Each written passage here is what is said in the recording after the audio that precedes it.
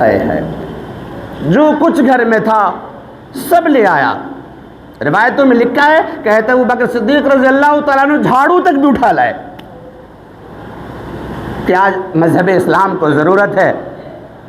کام آ جائے گی، یہ سب چیزیں پھر آ جائیں گی، اور آیا نہ آئے دین مضبوط ہو جائے گا۔ ابو بکر گھر میں بیوی بچوں کے لیے کچھ چھوڑا ہے؟ یا رسول اللہ، گھر میں بیوی بچوں کے لیے تو بس اللہ اور اللہ کے رسول کو چھوڑ کر آیا ہوں۔ یہ تاریخی جواب ہے۔ حضرت عمر جیسے جلیل القدر عدل و انصاف کے علم بردار اس دن کہتے ہیں ڈنکے کی چوٹ پر، ہے ابو بکر اللہ تم پر رحم کرے، یہ عمر کبھی بھی تم سے آگے نہیں بڑھ سکتا، کبھی تم سے آگے نہیں بڑھ سکتا۔ عمر کا وہ مقام ہے کہ اللہ کے نبی صلی اللہ تعالیٰ علیہ وسلم کی بارگاہ نبوت والی زبان سے یہ بات نکلی ہے، آپ نے یہ بات ارشاد فرمائی ہے، کتنی بڑی بات ہے کہ میرے بعد اگر کوئی نبی ہوتا تو عمر ہوتے، کتنی بڑی بات، میرے بعد کوئی نبی ہوتا تو عمر ہوتے، اور وہ عمر کس سے مقابلہ کر رہے ہیں؟ ابو بکر سے۔ کوالٹی دیکھو، سوچ کی ان کی بلندی دیکھو، اور اللہ رب کریم نے نوازا بھی ایسی، زندگی بھر حضرت ابو بکر کے ساتھ رہے، آس پاس رہے، اور جب دنیا سے گئے تو آج روزے میں کون لیٹا ہے وہاں گنبد خضرا میں؟ دیکھو ساتھ بھی کیسا ملا، اللہ کے نبی سید الاولین والآخرین صلی اللہ تعالیٰ علیہ وسلم کا مزار اقدس قبر عطار ہے، اور آپ کے کندھے کے برابر سر کس کا ہے؟ حضرت ابو بکر کا، اور ان کے کندھے کے برابر کس کا ہے؟ حضرت عمر کا۔ دیکھو کہاں جگہ پائی ہے۔ میرے بھائیوں، میرے دوستوں، میرے عزیزوں، اللہ نے ہمیں صحت دی ہے، جوانی دی ہے، تندرستی دی ہے، مال دیا ہے، اسباب دیا ہے، اس سے اللہ کو راضی کرو، اس سے اللہ کو راضی کرو۔ اللہ کے نبی جناب محمد رسول اللہ صلی اللہ تعالیٰ علیہ وسلم نے یہ بات ارشاد فرمائی کہ جس نے اللہ کی رضا کے لیے مسجد بنائی، اللہ تبارک و تعالیٰ اس کے لیے جنت میں محل تعمیر فرمائے گا۔ کہہ دو سبحان اللہ۔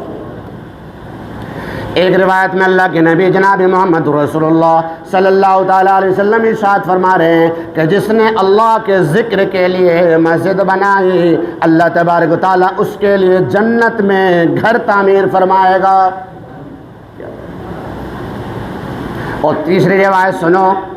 غریب بھی سنیں، مسکین بھی سنیں، یتیم بھی سنیں، میں بھی اور آپ بھی سنوں، اور یقین کریں اور عمل کرنے کی کوشش کریں۔ اللہ کے نبی صلی اللہ تعالیٰ علیہ وسلم کی ذات اقدس نے اور ہم سب کے رب اور معبود نے ہم میں سے کسی کو کبھی محروم نہ فرمایا۔ اللہ کے نبی جناب محمد رسول اللہ صلی اللہ تعالیٰ علیہ وسلم ارشاد فرماتے ہیں کہ جس شخص نے اللہ کی رضا کے لیے چڑیے کے گھونسلے کے برابر مسجد بنائی یا اس سے بھی چھوٹی ہی مسجد بنائی، اللہ تبارک و تعالیٰ اس کے لیے جنت میں محل تعمیر فرمائے گا۔ کیا بات، چڑیے کے گھونسلے کے برابر، چڑیے کے گھونسلے سے بھی چھوٹی مسجد، اللہ تبارک و تعالیٰ اس کے لیے جنت میں محل تعمیر فرمائے گا۔ جنہیں اللہ رب کریم نے عطا فرمایا، جو سخی لوگ ہیں اللہ کے گھر میں خوب موٹی موٹی رقم خرچ کرتے ہیں، بہت اچھی بات ہے، اللہ نے آپ کو توفیق دی، موقع دیا، آپ کو ایسا بنایا، آپ نے موٹی رقم خرچ کی، لیکن مزدوروں کے لیے، لیبر کلاس کے لوگوں کے لیے، 200 400 500 ڈیلی ویز کمانے والے جو لوگ ہیں، ان کی ہمت افزائی، حوصلہ افزائی اور عزت افزائی مذہب اسلام نے کس انداز میں کی ہے کہ اللہ کے نبی صلی اللہ علیہ وسلم فرماتے ہیں کہ اے کمزور امت کے کمزور نوجوانوں، تم مایوس نہ ہونا، تمہارے لیے بھی یہ بات ہے کہ اگر تم نے چڑیے کے گھونسلے کے برابر بھی مسجد بنائی، اور چڑیے کے گھونسلے تو چھوڑو، اس سے بھی کم مقدار والی اگر تم نے مسجد بنائی تو اللہ تبارک و تعالیٰ تمہارے لیے بھی جنت میں گھر بنائے گا۔